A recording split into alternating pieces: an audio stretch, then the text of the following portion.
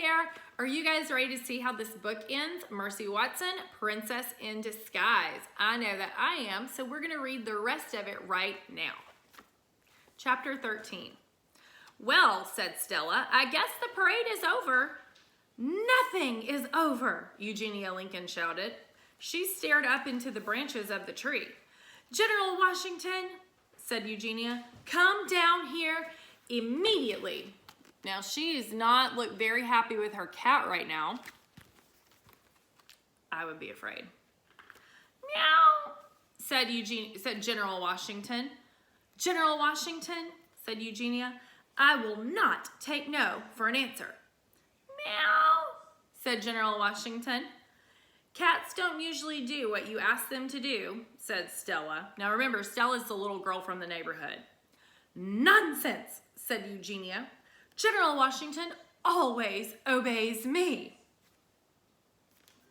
I think that the cat is stuck, said Frank. Nonsense, said Eugenia. General Washington is far too intelligent to get stuck. Eugenia called General Washington again and again, but General Washington would not move.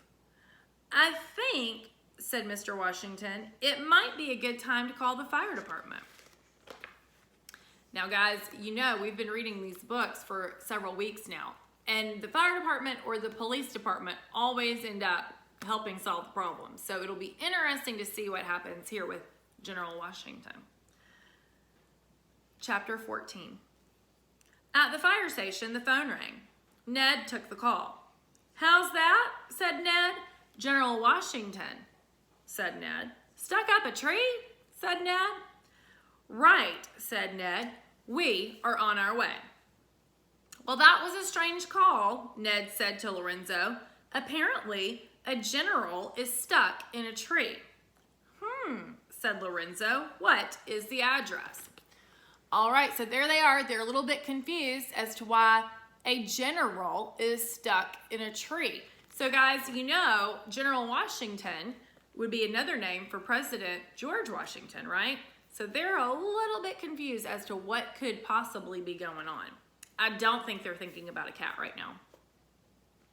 Somewhere on Deckerwood Drive, said Ned. Deckerwood Drive, said Lorenzo. That is where the pig lives. Oh boy, said Ned, we better hurry. And off they go. Chapter 15. When Ned and Lorenzo got to Deckerwood Drive, they saw a large oak tree. Underneath the oak tree was a pig in a pink dress with a tiara on her head. It is just as I suspected, said Lorenzo. There is that pig. Ned said, yes, but where is General Washington? So Mercy is still staring at the tree. And General Washington, as we know, is stuck in the tree. Thank goodness you are here, said Baby Lincoln. What took you so long? Said Eugenia Lincoln. Is that General Washington? Said Ned. And he pointed to the gray cat high in the tree. Of course it is, said Eugenia Lincoln. Meow, said General Washington. Lorenzo got a ladder from the tree and he leaned the ladder against the tree. He got the ladder from the truck, excuse me. He reached out and grabbed a hold of General Washington. Look.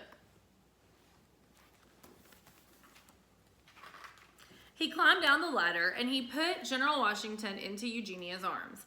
Hooray! Everyone cheered. You can always count on the fire department, said Mr. Watson. That is what I always say. Oh, said Mrs. Watson, we should celebrate. We should have a party. Mercy's ears pricked up. Parties, in Mercy's experience, almost always involved, what are they involved? Toast.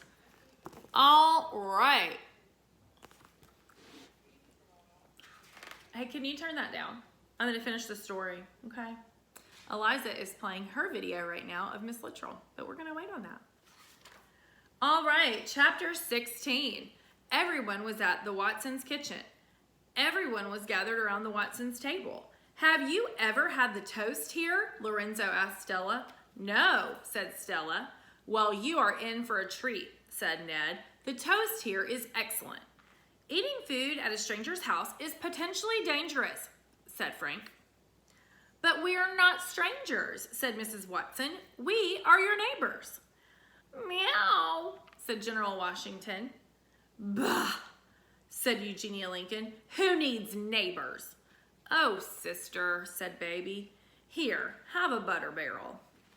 And look at this picture. They're all having a party here together. Baby is giving Eugenia a butter barrel and everybody's hanging out on Halloween night. My darling, my dear, my porcine princess, said Mr. Watson. Aren't you glad you put on the pink dress? Mercy put her nose up in the air. She sniffed. Bread was toasting. Butter was melting. The pink dress was terribly snug, but it was worth it. Oink, said Mercy. Happy Halloween, my darling. Happy Halloween, everyone, said Mr. Watson. And there she is, happy with her toast. So that was another great book by Kate DiCamillo.